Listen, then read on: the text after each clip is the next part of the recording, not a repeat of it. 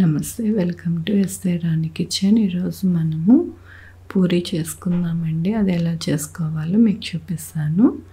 ఇది మైదా పిండి అండి. ఎక్కువగా మైదా పిండితోనే పూరీలు చేస్తూ ఉంటారు. 250 గ్రామ్స్ తీసుకున్నానండి మైదా. ప్లెయిన్ మైదానే, ఇంకేమీ కలపలేదు అందులో. కొద్దిగా సాల్ట్ అండి. ఇది బొంబాయి రవ్వ అండి, 2 స్పూన్స్ వేసుకుంటున్నాను. ఇది వేసుకోవడం వలన మనకేమవుతుందంటే పూరి ఫ్లఫీగా వచ్చి చాలాసేపు ఫ్లఫీగానే ఉంటుంది. అందుకోసమని ఈ బొంబాయి రవ్వ 2 స్పూన్స్ వేసుకోవాలండి. ఆయిల్ అండి, మనము పూరి ఇలాగ తుంచేటప్పుడు సాఫ్ట్గా ఉండాలి కదా, అందుకోసమని 2 స్పూన్స్ ఇప్పుడు కలిపేటప్పుడు వేసుకోవాలండి.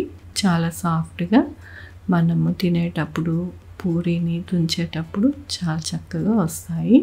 ఇంకోండి, ఇది 250 ml పట్టే గ్లాస్ అండి. ఇది చూడండి, ఇలాంటి గ్లాస్ తీసుకుంటే ఇందులో నేను 3/4 గ్లాస్ తీసుకున్నాను వాటరు. ఫస్ట్ బొంబాయి రవ్వ, సాల్ట్, ఆయిల్ అంతా కలిసేలాగానే కలుపుకుందాము. చక్కగా కలిసిపోయిందండి. ఇప్పుడు వాటర్ వేసుకొని కొద్దిగా వేసుకొని కలుపుకుందామండి. ఒకసారి వేసుకోకూడదు వాటరు, కొంచెం కొంచెం వేసుకుంటే కనుక పర్ఫెక్ట్గా మనకి పూరీకి ముద్ద ఎలా ఉండాలో అలాగే వస్తుంది. కొద్దిగా వాటర్ వేసుకోవాలి.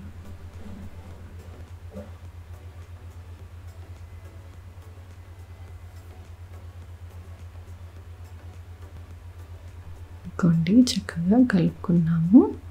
ఆ వాటర్ అంతా 3/4 గ్లాస్ వాటరు నాకు పట్టిందండి. వాటరు ఇంకోండి, ఇలా సాఫ్ట్గా వచ్చేటట్టుగా మనం కలుపుకోవాలి. కలుపుకొని మనము ఒక పావుగంట సేపు రెస్ట్ ఇద్దామండి. రెస్ట్ ఇచ్చి అప్పుడు చేసుకోవాలి. మన రవ్వ అంతా కూడా నాని చాలా చక్కగా వస్తాయి మన పూరీలు. మూత పెట్టేసుకుంటున్నాను. కొండి 15 నిమిషాలు అయిపోయింది. ఇప్పుడు ఒకసారి మనం కలిపి పెట్టుకున్న ముద్దని ఒకసారి మళ్ళీ కొద్దిగా మనము మళ్ళీ కొంచెము దాన్ని ఇచ్చేసామనుకోండి, మసాలాగా చక్కగా మళ్ళీ మంచిగా అవుతాయి. ఇంకోండి, ఇప్పుడు పూరీ సైజు ఎంత కావాలో అంత సైజు మీరు చేసుకోవచ్చు. నేనైతే మీడియం సైజు చేస్తున్నానండి. ఇదిగోండి, ఎంత ముద్ద తీసుకున్నాను. చిన్నది కావాలంటే చిన్నది చేసుకోవచ్చు, పెద్దది కావాలంటే పెద్దది చేసుకోవచ్చు. మీకు నచ్చిన సైజు చేసుకోవచ్చు అండి. ఇది మైదా పిండేనండి, ఎక్కువ వేసుకోవద్దు, ఎందుకంటే నూనె అంతా కూడా ఎర్రగా అయిపోతుంది. మనకి పూరికి సరిపడా వేసుకోవాలి. ఇప్పుడు చక్కగా రౌండ్గా పాముకుందాము పూరీని.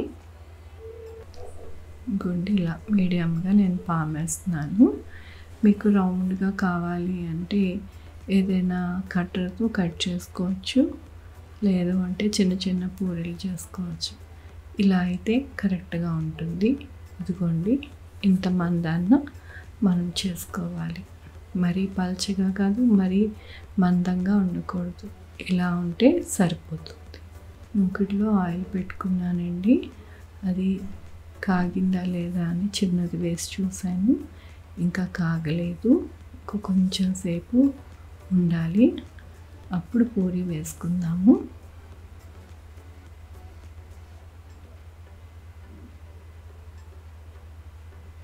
తీసేద్దామండి. ఇది ఒక 2 మినిట్స్ అయ్యాక వేసుకుందాము పూరీ. కొండి నూనె కాగింది. కాగిన వెంటనే వేసుకుంటే కనుక ఇలాగా చక్కటి బబుల్స్తోని మంచిగా కాగుతుంది. అప్పుడు మన పూరి ఫ్లఫీగా ఉబ్బుతుంది.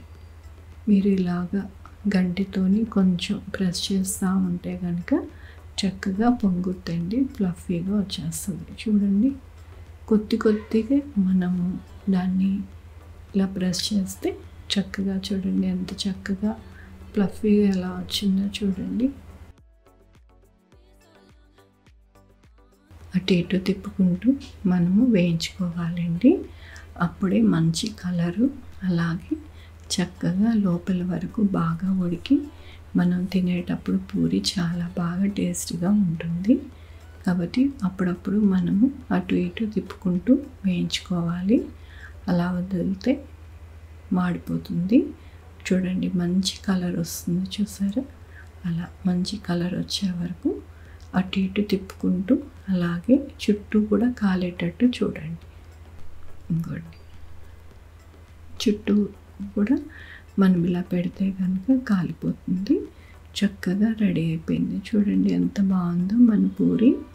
ఫ్లఫీగా మంచి కలర్, గోల్డెన్ కలర్తో చక్కగా అయ్యింది. ఇంకోటి కూడా వేసి చూపిస్తాను ఎలా వేయించుకోవాలో. వేసాం కదండి, ఇప్పుడు గరిటతోని ఇలా కొద్ది కొద్దిగా పూరీని మనము అదుపుతూ ఉన్నామనుకోండి, చక్కగా ప్రెస్ చేస్తూ ఉంటే చక్కగా పొంగుతుంది. చూడండి ఎలా పొంగిందో.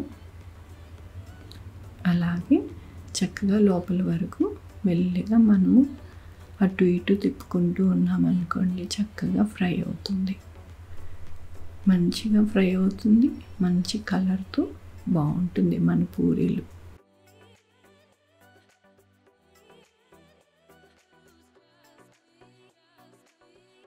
అంతేనండి, చక్కగా మన పూరి రెడీ అయింది. చూడండి, వేరే పూరి చేసేలోపు కూడా చక్కగా మన పూరి ఫ్లఫీగా ఉంది. చూడండి, ఆయిల్ కూడా నల్లగా అవ్వట్లేదు. చూడండి, అదే పిండి ఎక్కువ ఉందనుకోండి ఆయిల్ ఎర్రగా అయిపోతుంది. అప్పుడు మన పూరీలు మంచి కలరుతో కనిపించవు, నల్లగా కనపడతాయి అన్నమాట. అందుకని ఎక్కువ పిండి వేసుకొని ఒత్తుకోకుండా సరిపడా పిండి వేసుకొని ఒత్తుకోండి.